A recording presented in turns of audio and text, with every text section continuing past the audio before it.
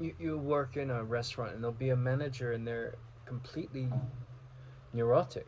They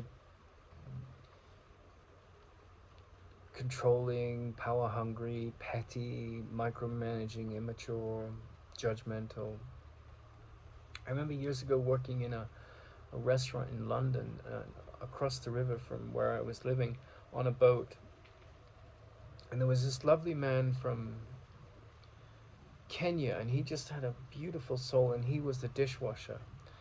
And there were all these English people that were working in the restaurant, and it seemed to me that, you know, he, they were locals. I was a visitor from a different place, and he was a visitor from a different place, and all the locals were sort of like very chummy and supportive of each other, and full of pride about their work. And he and I did the most work, and were least connected to the community.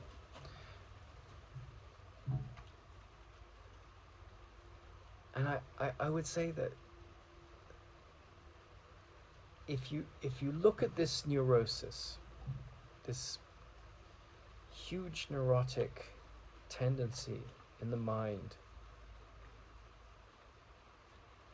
and you become utterly bored of it, doesn't mean you're judging other people, but in yourself you're not having any allegiance to that whatsoever.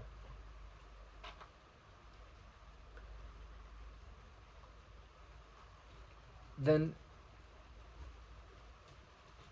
it does fall away. What is challenging is when it's falling away in you and the whole world goes on with its same madness, its same finger pointing, its same pettiness, its same aggression, its same jealousy. And UG Krishnamurti, he would say that jealousy is the most natural thing, right? If you're married to a woman and she starts flirting with another man or vice versa, it's completely natural to be jealous.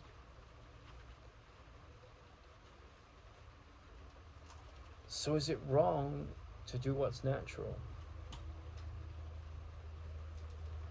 Well, one of the things that I've come to be aware of, having been married twice and had a few relationships, is that that identity that's neurotic, that's jealous, doesn't interest me anymore. I'm not saying that I was especially a neurotic man or especially jealous man. I don't think I was, not remotely. But I've seen how that's the norm.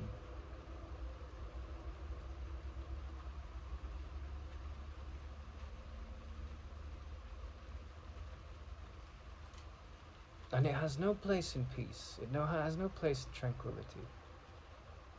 It is neurotic. It may be incredibly natural, but how long are you going to live your life in fear? Waste your life in fear. Fear of what the bishop in the monastery says, fear of what the abbot says, fear of what the ruling authority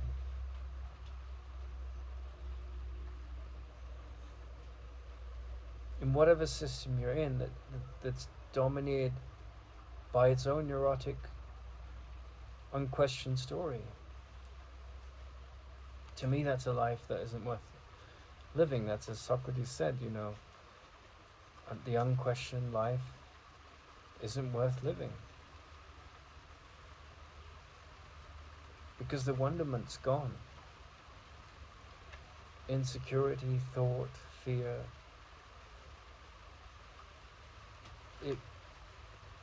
it pulls your strings like a marionette.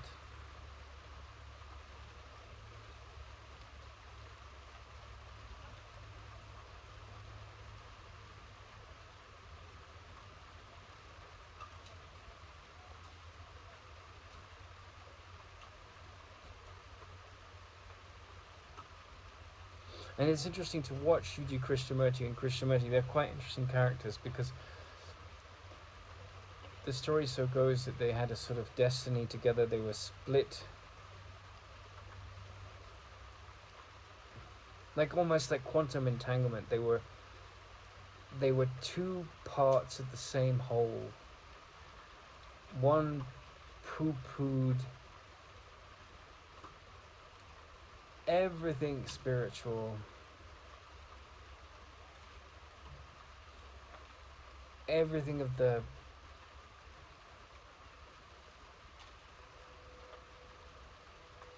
blinded world of thought, but maintain that was something sacred, something that evolution exists to deliver. And the other said much the same thing, and then argued that there was nothing beyond the body.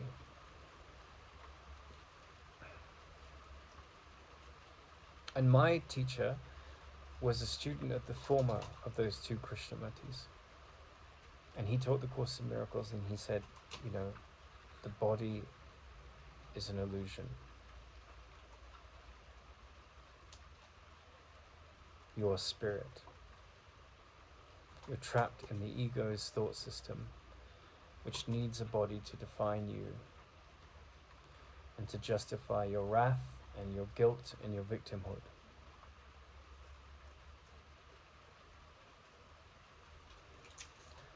But whatever philosophy or story you subscribe to about the body, or about psychotherapists, or about priests, or about gurus, or about bird watching, or whatever your hobbies are, or whatever forms of accumulation or acquisitiveness you see in your life, is what you own or what you wish to own owning you?